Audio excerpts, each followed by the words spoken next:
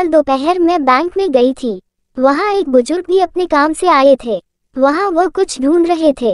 मुझे लगा शायद उन्हें पेन चाहिए, इसलिए उनसे पूछा तो वह बोले, बीमारी के कारण मेरे हाथ कांप रहे हैं, मैं उसके लिए देख रहा हूँ कि कोई मेरी मदद कर दे।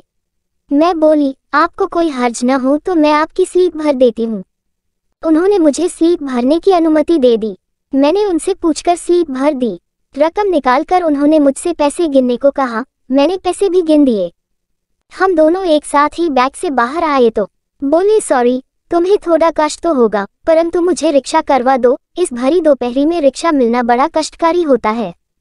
मैं बोली, मुझे भी उसी तरफ जाना है, मैं आपको कार से घर छोड़ देती हूँ।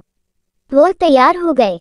हम उनके घर पहुँचे। 60x80 के प्लाट पर बना हुआ बेहद खूबसूरत बंगला कह सकते हैं। घर में उनकी वृद्ध पत्नी थी। वो थोड़ी डर गई कि इनको कुछ हो तो नहीं गया, जिससे उन्हें छोड़ने एक अपरिचित घर तक आया है।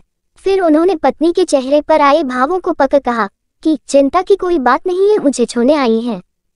फिर बातचीत में वह बोले, इस भगवान के घर में हम दोनों पति पत्नी ही रहते हैं, हमारे बच्चे तो विदेश में रहते हैं।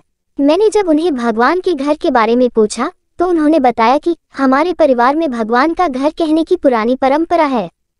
इसके पीछे की भावना है कि ये घर भगवान का है और हम उस घर में रहते हैं, जबकि लोग कहते हैं कि हमारा है। लोग मृत्यु उपरांत भगवान के घर जाते हैं, परंतु हम तो जीते जी ही भगवान के घर का आनंद ले रहे हैं।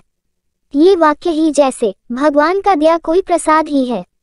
भगवान ने ही मुझको उनको घर छोड़ने की प्रेरणा दी। घर भगवान का और हम उनके घर में रहते हैं।